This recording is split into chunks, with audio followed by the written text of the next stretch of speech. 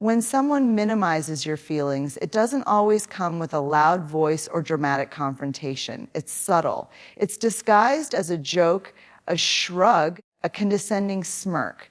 You're trying to express something that took courage to say, and their response isn't validation or curiosity. It's dismissal. It's "you're too sensitive," or "it's not that deep," or "you always make everything about you." And in that moment, something inside you tightens, not just your chest, but your voice, your self-trust, your sense of reality. We live in the gray rock. We live in a world that glorifies emotional independence, but shames emotional expression. And so when someone you care about makes you feel like your emotions are too much, you start to internalize that message. You begin editing yourself, shrinking your reactions, silencing your intuition. You convince yourself, maybe I am overreacting. Maybe I do need to toughen up. Maybe I'm the problem. But let me say this as clearly as I can. If someone consistently invalidates your emotions, they're not protecting your peace. They're protecting their power. Emotional minimization isn't always intentional, but that doesn't make it harmless. It chips away at you. It trains you to second guess what you feel, to become hypervigilant about when and how you speak up. It teaches you that love comes at the cost of muting your emotional truth. That's not love. That's control through subtle shame. And here's the hard truthing: people who cannot sit with your feelings have not sat with their own. When you bring up pain, frustration, fear, or insecurity, and the other person rushes to shut it down, what they're really doing is running from their own discomfort. Your emotions act like a mirror, reflecting things they haven't dealt with. So instead of joining you in vulnerability, they weaponize your honesty as weakness. And you start to believe that speaking up is dangerous, that silence is safer. But silence doesn't protect relationships. It poisons them. Every time you swallow a truth to avoid being dismissed, you create distance, not just from them, but from yourself. The version of you that needs to be heard, that wants to be seen, starts to feel invisible. And once you stop believing that your feelings are valid, you become easy to manipulate, easy to control, easy to keep small. And that's the most heartbreaking part of the gray rock. We don't walk away when we see this red flag because we think we can fix it. We think, if I explain it better, if I stay calm, if I change the way I bring things up, they'll finally understand. But the people who truly care about you don't need a performance. They don't need a perfect tone or a flawless explanation. They need only one thing: the willingness to meet your pain with presence, not punishment. So when someone minimizes your feelings, don't make excuses for them. Don't convince yourself that you're asking for too much. The goal of the gray rock, don't cling to crumbs and call it connection. You're not hard to love. You're just trying to love in an environment where honesty isn't safe. And the moment you recognize that, the moment realize that your emotions deserve not just space, but respect, is the moment you reclaim your power, the grok, because your feelings are not the problem, but staying in a space where they're constantly dismissed is. There's a quiet exhaustion that comes from always being the one who apologizes, the one who keeps the peace, the one who carries the weight of every misunderstanding, every argument, every uncomfortable moment. At first, you tell yourself you're just being mature, that you're choosing compassion, that it's better to be the one who bends than the one who breaks things apart. But over time, something shifts. You start to notice that no matter what happens, no matter how big or how small, the blame somehow always finds its way to you. You bring up how you felt hurt, and suddenly you're accused of being too negative.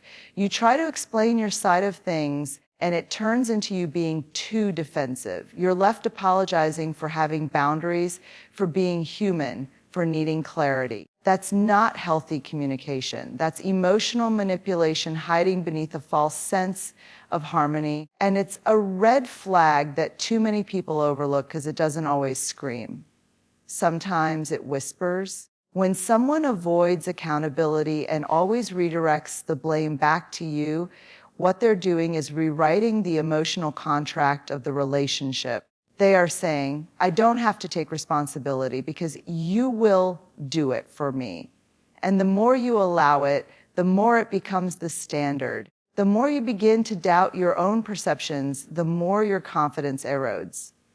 It becomes normal to question your memory of events, to feel confused about what actually happened, to wonder, maybe I am the one making this worse. But let me tell you something that might be hard to hear. People who love you do not make you carry shame for their behavior. They don't twist the narrative so they can avoid growth. They don't leave you standing in the wreckage of a moment they created, expecting you to clean it up with your silence and your guilt. They meet you in the hard moments. They take a breath, take a pause, and say, I see what I did. I'm sorry. I want to make it right. That doesn't mean they're perfect. None of us are, but there's a difference between making a mistake and making a habit of never being wrong. Relationships built on accountability grow. They mature. They become safer. But relationships where only one person is ever held responsible, those aren't partnerships. They're emotional hierarchies. And the person at the bottom eventually forgets what it feels to stand tall in their own truth. You are not responsible for someone else's inability to self-reflect. You are not selfish for wanting mutual respect, the grok, and you are not dramatic for noticing patterns that devalue your experience. Your intuition is not the enemy. It is your inner voice begging you to pay attention. And when that voice says, why am I always the one saying sorry? Listen to it. That's not guilt speaking. That's wisdom. You deserve a relationship where accountability is shared, where growth is mutual, where apologies are not weapons but bridges. Because love without accountability is not love. It's power disguised as connection. And you don't have to stay in a dynamic where being emotionally responsible means carrying the blame for two people. The moment you start protecting your own peace, you stop enabling someone else's avoidance. And that is the beginning of freedom. There's a kind of silence that doesn't feel like peace. It feels like punishment. It shows up in moments when you need to talk, to reconnect, to understand what just happened. But instead of a conversation, you're met with coldness, withdrawal, eyes that look right through you. It's not just quiet. It's deliberate absence, the kind that makes you feel invisible, unworthy, like your existence is too loud even when you haven't said a word. This kind of silence isn't about reflection. It's not someone taking time to process or gather their thoughts. It's a form of control, a way to make you feel small for needing communication. It says, until you come back more agreeable, until you make this easier for me, I will withhold the one thing you're reaching for, connection. And the cruel thing about it is it works. You begin to question whether speaking up was a mistake, the gray rock. You start thinking maybe you should have kept quiet, maybe you pushed too hard, maybe it's your fault they're so distant now. And that's the point. That's what the silent treatment is designed to do. Create emotional confusion so you'll walk back your truth just to restore peace. It's a tactic that shifts the focus away from the issue and onto your desperation to make things right. And when that happens repeatedly, you stop asking for what you need. You learn that conflict means abandonment. That honesty means rejection. That if you express something uncomfortable, you'll pay for it with loneliness. But real connection cannot grow in a space where silence is used as punishment. It can't survive where one person disappears emotionally whenever discomfort arises. Relationships need room for tension, for disagreement, for truth. Silence may feel like a break from the noise, but when it's used to dodge responsibility or shut someone down, it becomes a loud declaration of power. It becomes emotional distance disguised as maturity. It's easy to confuse this kind of behavior with someone needing space. But space isn't the problem. The intention behind the silence is, are they stepping back to reflect and return with openness? Or are they shutting down to make you feel guilty and desperate for reconciliation? One is healthy. The other is deeply harmful. And the way you know the difference is in what happens after the silence ends. Do they come back with clarity and compassion, or of the gray rock, or do they act like nothing happened, expecting you to move on without resolution, without acknowledgement, without repair? You are allowed to need conversation. You are allowed to want resolution. You are not asking for too much when you ask someone to stay emotionally present during hard moments.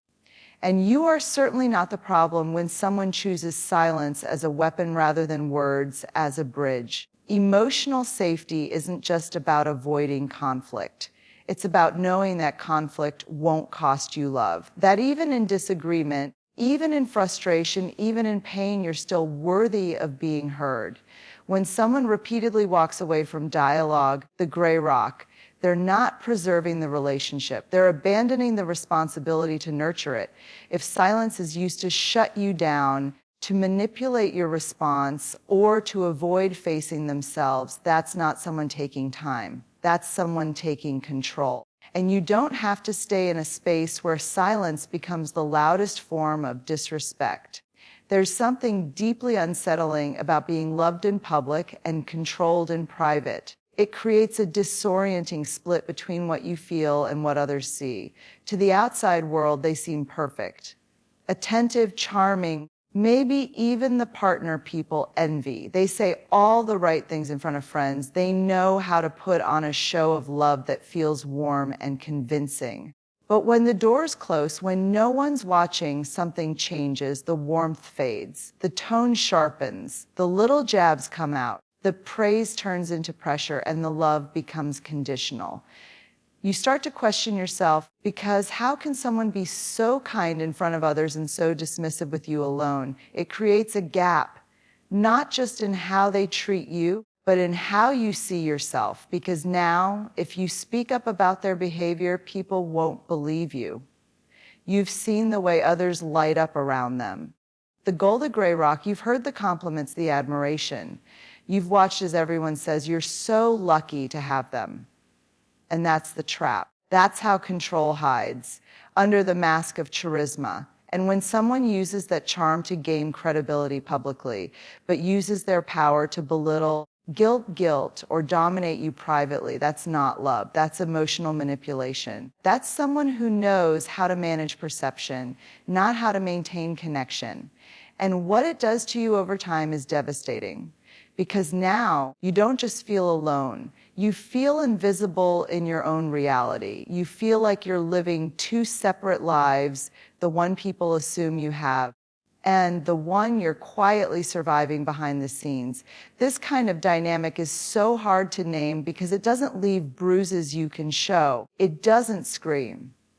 It whispers. It shows up in the controlling tone about what you wear, the subtle shame when you don't agree, the way your confidence gets chipped away, one private comment at a time. It shows up when you start asking permission for things you used to do freely, not because they told you directly, but because you've learned the cost of upsetting them. And slowly you become smaller, not because you want to be, but because staying quiet feels safer than speaking up. You stop trusting your voice. You hesitate before disagreeing. You doubt your right to feel what you feel, to want what you want, to need what you need. And the saddest part, you still look happy on the outside because that's what's expected of you. That's the version of the relationship that's been sold to everyone else. But here's the true thing. Who they are in private is who they are, not the polished version, not the public mask. The way someone treats you when there's no audience is the clearest reflection of their character. If they only value when it benefits their image, it's not love. It's control dressed up as devotion. You deserve consistency. You deserve a love that shows up the same in the quiet moments as it does in the spotlight, one that doesn't shift depending on who's watching. The rock, a relationship where being seen in public doesn't come at the cost of being diminished in private. And if the two versions don't match, if your reality doesn't align with the story being told about your relationship, it's time to stop doubting yourself, Because the story worth believing is the one you with every single day, not the one they perform for everyone else. Vulnerability is not weakness. It's not a flaw. It's not something to be mocked, dismissed, or used as leverage. Vulnerability is the clearest, most courageous form of connection we have. And yet, some people treat it like it's an inconvenience, or worse, a joke. When you open up to someone about your fears, your shame, your past, and they meet it with sarcasm, with silence, or with that passive smirk that says, really? That's what you're upset about. Yeah. That's not emotional safety. That's emotional abandonment. It starts small. You share something soft, something raw, maybe a memory, maybe a regret, maybe just a difficult day. And instead of receiving it with care, they make it about them, or make light of it, or change the subject altogether. You brush it off at first, telling yourself they didn't mean it. That maybe you caught them at a bad time. That maybe you were too open too soon. But the next time it happens, and the time after that, you start to learn a dangerous lesson that it's safer to keep your heart hidden than it is to let it be seen. And so you stop sharing, you edit yourself. You rehearse before you speak, weighing every word for how it might be received. You start choosing silence over truth because truth has begun to feel like exposure, like risk. And every time you do, you lose a little piece of yourself, not just in the relationship, but in your own sense of worth. Because when someone mocks your vulnerability, they're not just rejecting what you said. They're rejecting your humanity. It's a painful thing to realize that the person you trusted with your inner world sees it as weakness, that your bravery is seen as inconvenience, that your tenderness is a target. But let me be clear, it is not your job to convince someone of the value of your vulnerability. You are not too emotional, the gray rock. You are not too needy. You are not too much. What you are is real. And if someone can't hold space for that, then they were never truly holding space for you. The gray rock. People who truly care don't flinch when things get raw. They don't look away when you show them your pain. They lean in. They soften. Goal of the gray rock, they listen not to fix or to judge, but to understand. They don't mock your wounds, they honor them. And in doing so, they give you permission to bring all of yourself into the relationship. Not just the polished parts, but the messy, beautiful, unfiltered whole of you. When you are met with mockery instead of empathy, what you're actually encountering is emotional immaturity. Someone who doesn't know how to sit with discomfort, who sees emotion as weakness because they've never been taught how to hold it with grace. And that is not your burden to carry. You don't have to dim your light to make someone else comfortable in their shadow. You don't have to toughen up to survive love. Love that requires you to hide who you are isn't love. It's performance. You were not made to be a version of yourself that others feel less responsible for their own emotional limitations. You were made to be seen, heard, the grok, and understood. And if someone can't meet you in that sacred space of vulnerability, they don't deserve access to it. Because vulnerability isn't the problem, indifference is. Control doesn't always look like shouting, slamming doors, or raised voices. Sometimes control looks like someone needing to know where you are at all times, asking who you were texting, or making passive comments about how you spend your time. It's dressed up as concern. It sounds like, I'm just worried about you, or I just want to make sure you're safe. But over time, what starts as concern begins to shrink your world. Your choices become fewer. Your freedom starts to feel like a threat to them, and they respond with more rules, more suspicion, more emotional consequence. You start rearranging your behavior, not because you want to, but because you've been trained to. You stop meeting certain friends because it causes a fight. You think twice before posting a photo or replying late to a message. You hesitate to make plans that don't include them. And every time you adjust a piece of yourself to avoid their anger, their guilt, or their withdrawal, you lose a part of your autonomy. Not because they asked outright, but because the cost of resistance became too high. That's what emotional control does. It doesn't take your freedom in one big moment. It chips away at it quietly until you wake up one day and realize you've stopped living your own life. You're managing theirs, their emotions, their reactions, their need for control masquerading as love. And the most dangerous part, you've probably started blaming yourself for it. You've told yourself things like, maybe I do need to be more considerate. Or they only act this way because they care so much. But care without respect is not care. It's control with a mask on. And the deeper you go into that dynamic, the harder it is to see clearly, because the person doing the controlling isn't always cruel. They may be affectionate. They may even say they admire your strength, your independence. But the moment that independence threatens their sense of ownership over you, they retreat, they punish, they gaslight. And in doing so, they train you to believe that being loved means being managed. But you are not here to be managed. You are not here to be molded into someone else's comfort zone. You are not someone's emotional project. You are a full human being, capable of deciding what's best for you, what brings you joy, what makes you feel alive. And anyone who truly loves you will never try to take that away. They'll protect it with you. Control wrapped in love is still control. And when someone uses fear, guilt, or emotional withdrawal to dictate your choices, that's not a relationship.